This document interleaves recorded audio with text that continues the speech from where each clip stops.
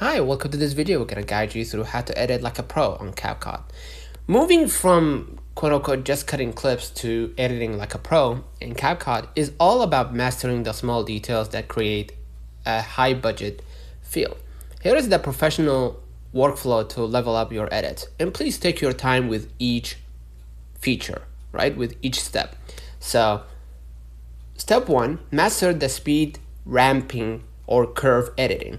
Standard speed changes feel robotic. Pros use speed curves to create flow.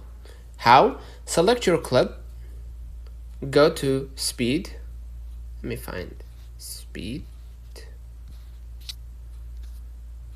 somewhere here. Yeah. And I'm gonna press curve. Okay. You can create a custom or montage, hero, bullet, jump cut, flash in, flash out, etc. Use the bullet or montage preset or create a custom curve. Slowing down right before an action and speeding up during the action creates a cinematic snap that keeps viewers engaged. Step 2, use keyframes for everything. Right? Keyframes are the secret to custom animations. Instead of using preset transitions, use keyframes to manually move, scale, or rotate your video. So, place a keyframe at the start of the clip, let's say here. Right? Press the clip again, press the diamond. Now you can rotate, right? Make it more, or let me go back, sorry. Move a little bit and then rotate. So I'm gonna rotate like this, right? And then I'm gonna make it like this, right? So I'm gonna play the video now. Perfectly synced. Right, and you can add another diamond, move a little bit to bring it back. So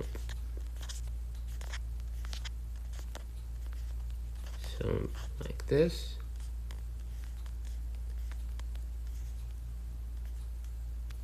Right, so I'm gonna play the video now. Sync edit, make video. Right, so this creates a slow professional key burns effect that makes static shots feel alive.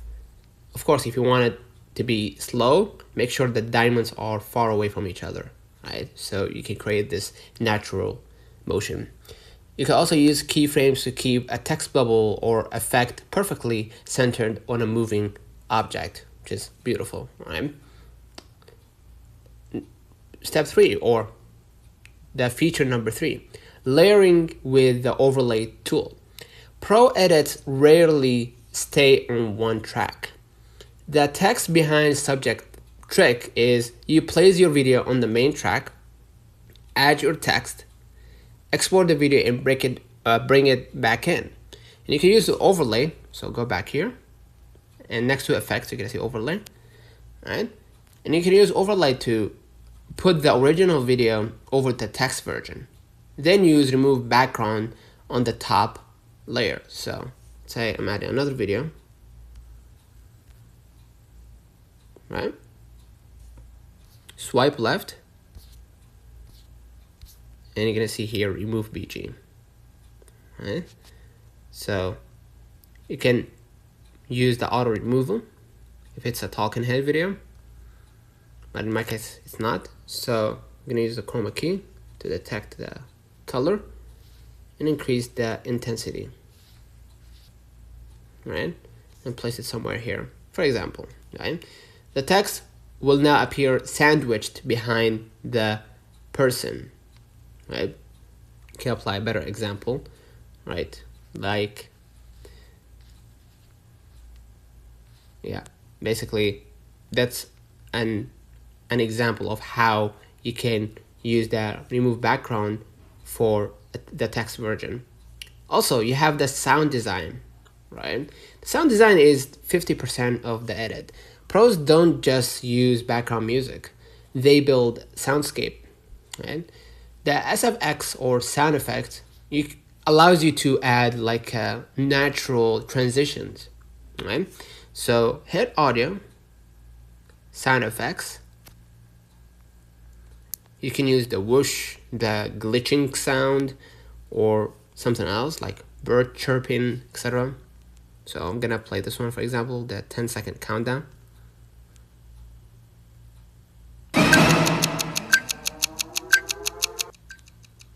You can apply it to a 10-second countdown, right?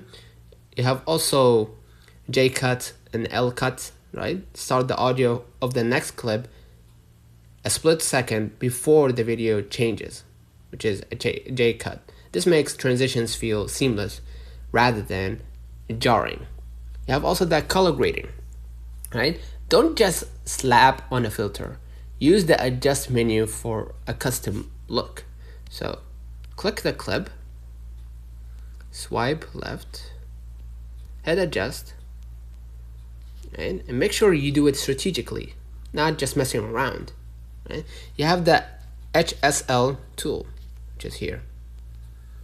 Okay, you can use the HSL tool to pick a specific color, like the sky or grass, and change its individual saturation or hue without affecting the rest of the image.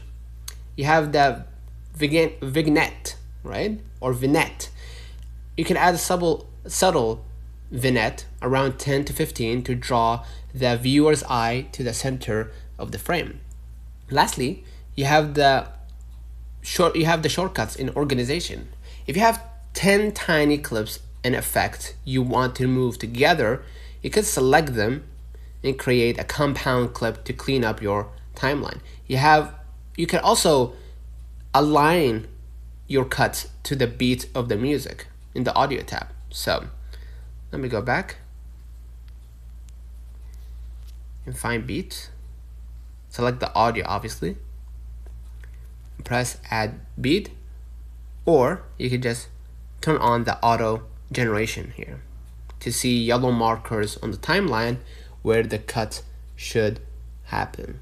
So resolution, always export in 1080p or 4K, right? In my case, I have the free version, which is 720p. But if you upgrade it, you can use that 1080p or 4K minimum. The frame rate, keep it at 30 FPS or 60 FPS. Match your source footage. And also don't forget to turn on the smart HDR. Right? Turn this on in the export settings for punchier colors on social media. So consider liking this video, subscribe it really helps. Share this video with a friend to help us out. Until next time, see you.